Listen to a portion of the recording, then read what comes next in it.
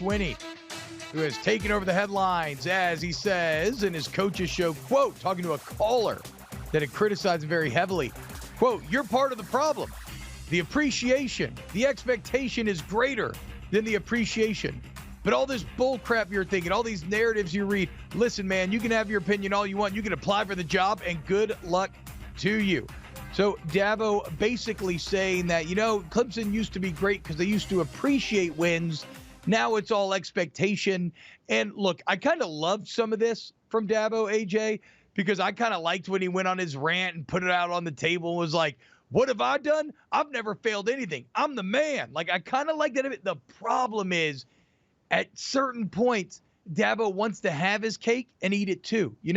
He wants the rewards of great success. He wants the 11.5 mil. He wants the love. He wants the praise, but he doesn't want the consequences, the expectations that come with it. And that, to me, is where it starts to break down for Dabo. Like, could you ever imagine Coach Saban saying something like this publicly?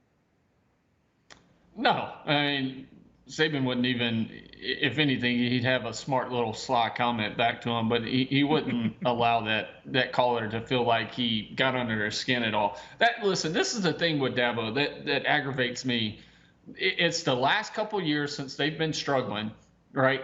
Is Dabo's become so sensitive and so and worries so much about the opinion of everybody else outside of the building. Like, what are you doing? You're a national championship coach that has had great success there. And I think he only hurts his resume for, like, if he ever did when Saban retires, if he ever wanted that Alabama job, like, I don't know, because if you can't handle the pressure at Clemson, there's no way in hell you could handle the pressure at Alabama. and so I just think this is salty. Like, stop worrying about the opinions of everybody else. Like, care about the people inside that building, inside the organization, the people that you see day in and day out, and stop worrying about everything else. I don't understand it.